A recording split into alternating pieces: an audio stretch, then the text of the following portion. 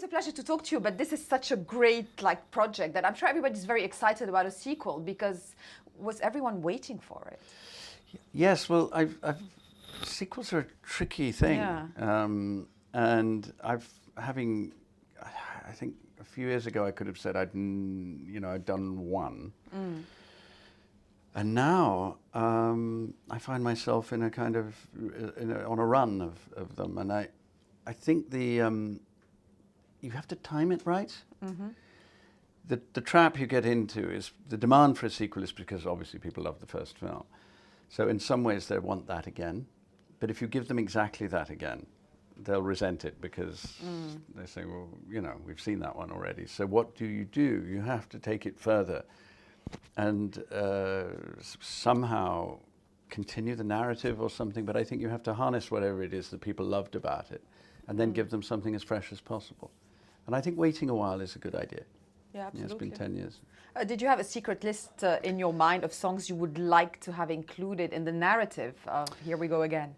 Well, not really, because I'm not I don't have a deep knowledge of ABBA's album tracks and B-sides and all the rest of it. And there are so many major hits. There are probably about 40 songs that absolutely everybody knows. I wanted them to do what they did do, which was get away with the same songs again. They haven't leaned on that completely. There's plenty of new material there. There wasn't in the first film. But I didn't think it could be complete without Dancing Queen. Or nothing ever is. No, well, and they've seemed to not only got away with it, but taken it further and made a virtue of reprising it like a motif. With everybody singing and everything. That must have been a scene that was quite spectacular. Well, it's the only one I'm involved with musically. And so I was quite glad to just be at the heart of it all and, showing off my extraordinary dance moves. Yes, and singing skills. I mean, it's yeah, I don't think you can, I don't know if you'll actually be able to detect my voice in there, but it's in there somewhere. Yeah. Well, to everyone's enjoyment. Just the mere idea of those films makes me want to sing, and I have a terrible voice, but is it infectious, those types of sets where you feel like everybody's singing all the time? It is. I mean, speaking of that, for that sequence, obviously when you're filming it, you are doing it over and over again. It could easily kill your spontaneity. We're not just sailing in on a boat and jumping off and dancing. You're filming the scene, on land over and over and over again. Sometimes with a helicopter coming down to the point where you can't hear any music anymore. And then you're on the boat going over and over again. And yet somehow when the music starts and the exuberance and skill of the dancers we were surrounded by, there was never any fatigue with it. The enthusiasm was always there. There was a mutual affection between everybody. That was contagious.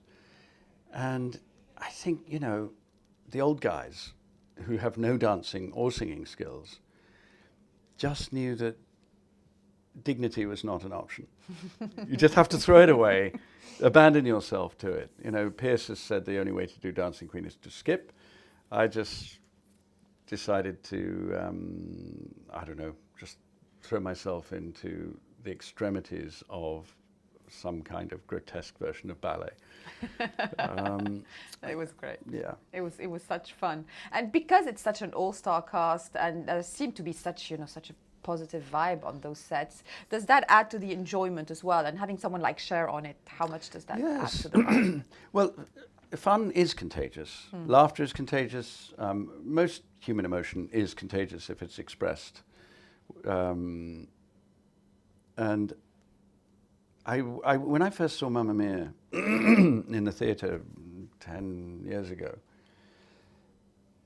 it was very clear to me that the cast were enjoying it, and that it infected the audience, and that everyone got to their feet at the end because we all caught the vibe from it all. And I thought that's going to be very difficult to do on film, because of repetition, because you're waiting around, because film conspires against spontaneity all the time. How are we going to recapture that?